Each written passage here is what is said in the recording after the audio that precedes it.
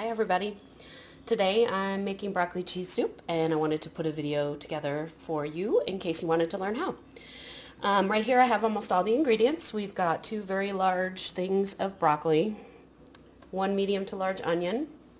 And for the carrots and celery you're going to have about 2 to 3 large, the equivalent of 2 to 3 large pieces. Notice with the celery I always like to include some of the leaves. 2 very large potatoes. I use the potatoes to thicken up the soup as opposed to adding heavy cream or milk. It just makes for a lighter soup and does not change the flavor at all. Here I've got dill, salt, pepper, smoked paprika. I usually use 6 to 8 garlic cloves because I honestly don't think you can ever have enough garlic in anything. These are my chicken bouillon cubes. You can absolutely use actual chicken stock if you'd like instead. So when we get to that portion of the cooking, I will mention that. Over here, I just wanted to quick show you too. This is my, I have a ceramic coated cast iron pot that I use for making all of my soups.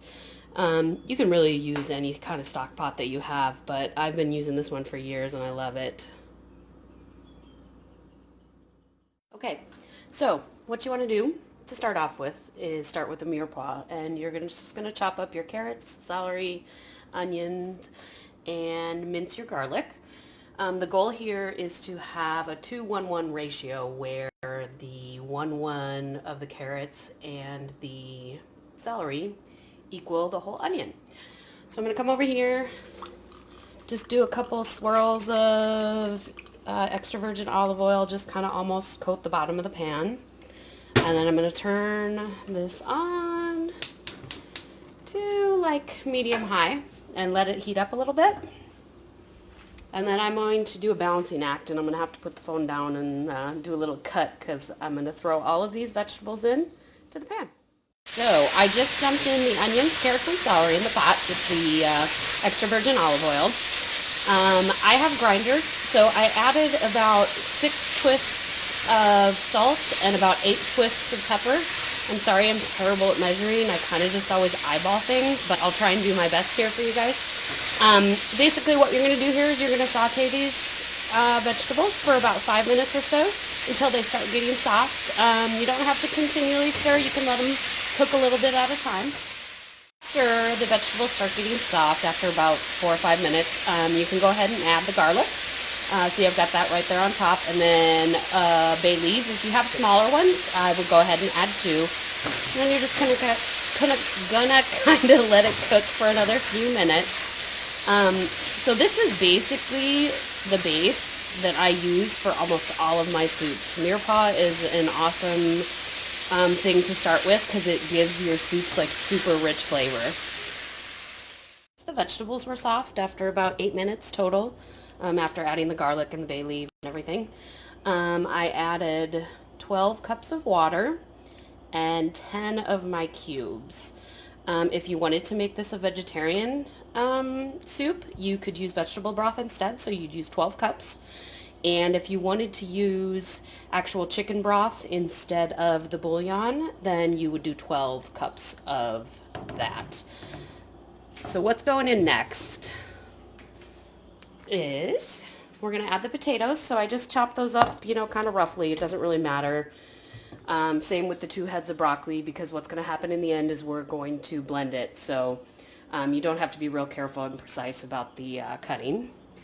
So I'm going to add my potatoes, and I'm probably going to spill all over the place. Splatter, splash. And then next, I'm going to add the broccoli. So now I've got the broccoli and the potatoes. Pretty much everything's in here except for a few of the spices. I'm just kind of stirring it up to get it all mixed together. And you can see that my pot is almost always super full because I don't know how to make small batches of any kind of soup. Okay, so we're just going to let this hang out for a few minutes because we want it to boil. And so while that's happening, yeah, that's it, actually.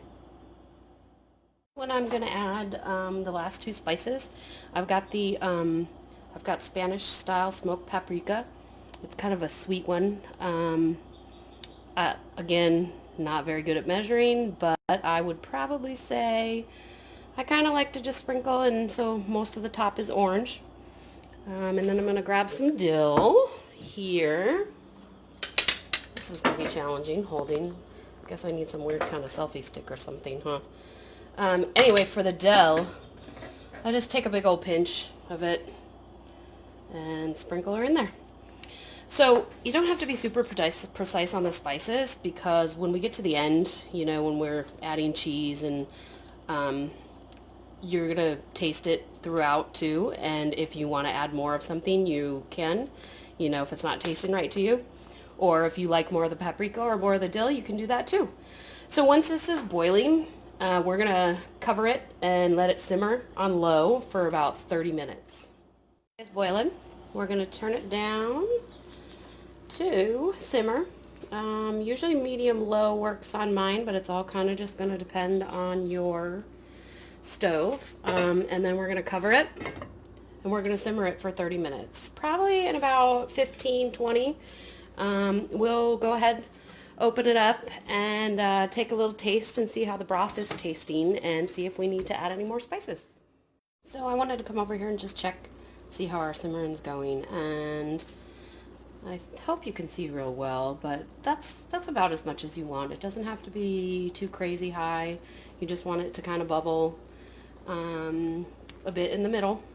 And then so here we're going to leave it sit. I'm going to leave it sit for about another 15-20 minutes, and then we'll come and check it out.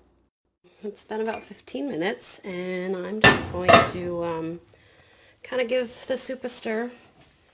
And I want to taste the broth and see if I want to add any more paprika, salt, pepper, or dill.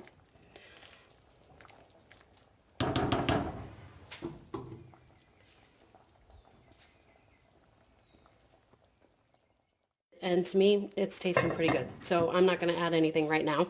Once we get to adding cheese, we'll taste it again and see if we want to at that time, see if it changes any. So we've got about...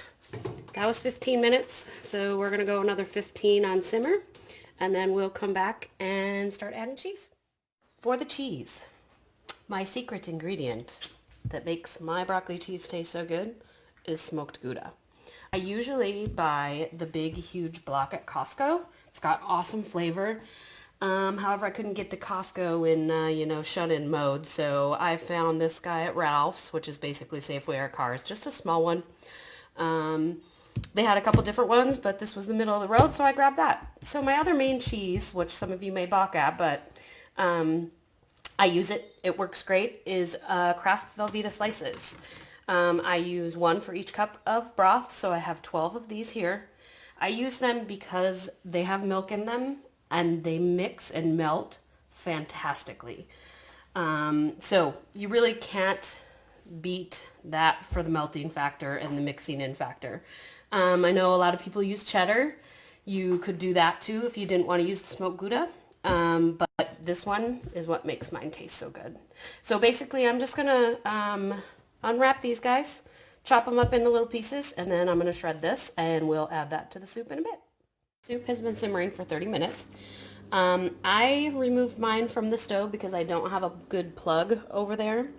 And what we're going to do next is we're going to blend this with an immersion blender. So I've got one of these. I wouldn't recommend doing a blender, but if you don't have one of these, you could pour it in little bits at a time, but it's kind of messy, a little more work. So if you have one of these, this is what you want to use. If you don't, I think I got this guy at Target for like 40 bucks or something like that. I'm sure they have them on Amazon and all that stuff. So I'm going to go ahead and blend away. And basically we're just going to do this until all of the large chunks are there no more. So I've got that all blended up, and I have it back on the stove, and I'm going to turn it back on medium heat to reheat it because we want it to be nice and hot when we add the cheese.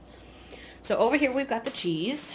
I've got my 12 slices of American cheese, and then my smoked Gouda, which looks to be about 2.5, maybe 3 cups. So what I'm going to start with are these. These are the ones that mix in and blend really well. So I'm going to add basically like one of these at a time and kind of stir it up. So I'll do one for you. Actually, I need my thing. So I'm just going to add those one at a time and kind of stir it up until they melt and kind of mix in. And so that'll take a little bit of time. So I'm going to do that, and then we'll come back and add the Gouda. Got all of my American cheese slices added, and as you can see, well, I don't know how well you can tell, it's a lot more yellow, orangish cheese color. So I'm going to come over here and I'm going to turn this down a little bit because it's starting to boil, and I don't want it quite doing that. I'm going to come and I'm going to add basically just little handfuls at a time of the Gouda. And stir it up until it melts real good. If you add it all at once, it can kind of get kind of clumpy and weird. So you want to do it a little bit at a time. So as soon as I get all that added, I'll be right back. So when you're adding the Gouda, just wanted to kind of show you a little bit. I kind of make sure and sprinkle it all over so there's not clumps of it anywhere. That way it melts up way better.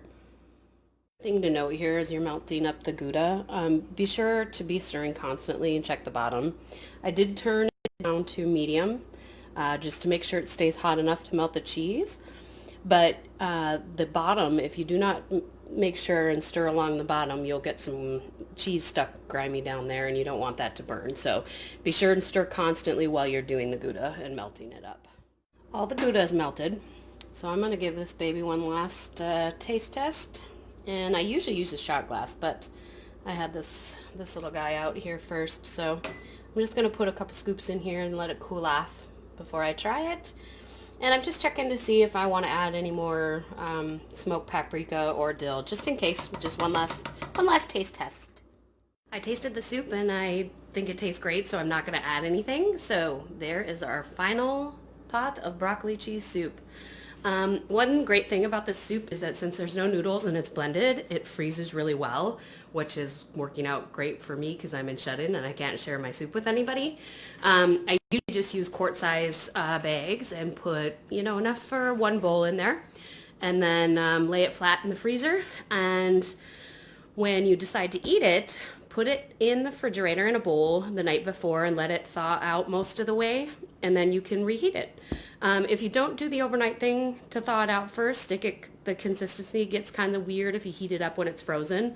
So please be sure, if you do freeze it, to take it out the night before. But anyway, thanks for watching the very first episode of Sarah's Soups during Shut-In. I hope you enjoy and have fun making soup.